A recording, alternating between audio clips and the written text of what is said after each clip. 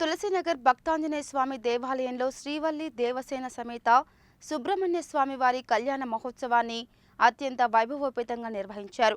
ఈ కళ్యాణ మహోత్సవంలో భక్తులు అధిక సంఖ్యలో పాల్గొన్నారు. శుద్ధ షష్ఠిని పురస్కరించుకుని తులసినగర్లోని శ్రీ భక్తాంజనేయ స్వామి దేవాలయంలోని శ్రీవల్లి దేవసేన సమేత సుబ్రహ్మణ్య స్వామి దేవాలయంలో ప్రత్యేక పూజా కార్యక్రమాలు నిర్వహించారు. ఈ పూజా కార్యక్రమాలలో భాగంగా నిజరూప అభిషేకంతో పాటు కళ్యాణ మహోత్సవాన్ని అత్యంత వైభవోపేతంగా నిర్వహించారు. ఈ సందర్భంగా ఆలయ పూజారి హరీష్ శర్మ మాట్లాడుతూ శుద్ధ షష్ఠిని పురస్కరించుకుని తులసినగర్లోని శ్రీ భక్తాంజనేయ స్వామి దేవాలయంలో వెంచేసి ఉన్న శ్రీవల్లి దేవసేన సమేత సుబ్రహ్మణ్య స్వామి దేవాలయంలో ఉదయం నిజరూప అభిషేకం, సాయంత్రం కళ్యాణ మహోత్సవాన్ని నిర్వహించడం జరిగిందని చెప్పారు. స్వామివారిని 7 మంగళవారాలు దర్శించుకోవడం వల్ల కోరుకున్న కోరికలు తీరుతాయని చెప్పారు.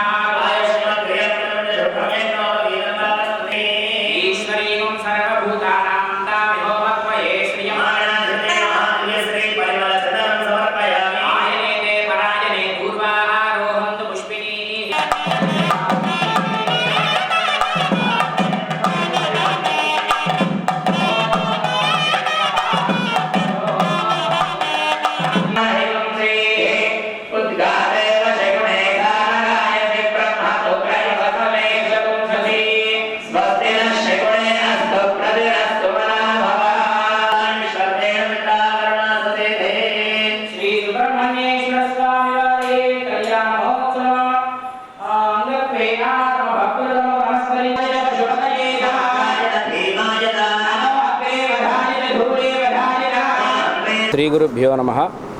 శ్రీ భక్తాంజనేయ స్వామివారి దేవస్థానం తులసీనగర్ నందు ఈరోజు శుద్ధ షష్ఠి సందర్భంగా మన దేవాలయంలో వేంచేసి ఉన్నటువంటి శ్రీ వల్లి దేవసేన సమేత సుబ్రహ్మణ్యేశ్వర స్వామి వారికి ప్రాతకాలంలో నిజరూప అభిషేకము గావించడం జరిగింది. ఇట్టి కార్యక్రమంలో భక్తాగ్రేసులందరూ కూడా పాల్గొనడం జరిగింది. అలాగే సాయంకాలం ప్రదోషకాల సమయంలో శ్రీ వల్లి దేవసేన సమేత శ్రీ సుబ్రహ్మణ్యేశ్వర స్వామి వారి కళ్యాణం విశేషంగా నిర్వహించడం జరిగింది. ఇట్టి కార్యక్రమంలో భక్తాగ్రేసులందరూ కూడా విశేషంగా పాల్గొనడం జరిగింది. మన దేవాలయంలో విశేషంగా వేంచేసి ఉన్నటువంటి యొక్క సుబ్రహ్మణ్యేశ్వర స్వామికి 7 మంగళవారాలు అభిషేకం నిర్వహించుకున్నట్లయితే వివాహం కాని స్త్రీ పురుషులకి త్వరగా వివాహం జరుగుతుంది. అలాగే ఉద్యోగం రానటువంటి స్త్రీ పురుషులకి అందరికీ కూడా త్వరగా ఉద్యోగాలు వచ్చేటువంటి అవకాశాలు ఉంటాయి. అలాగే శ్రీ వల్లి దేవసేన సమేత సుబ్రహ్మణ్యేశ్వర స్వామి వారి కళ్యాణంలో ఎవరైతే పాల్గొంటారో వారందరికీ కూడా కుజదోషం కూడా తొలగిపోయి మరి సకాలంలో వివాహం జరగడానికి స్వామివారి అనుగ్రహం ఉంటుంది.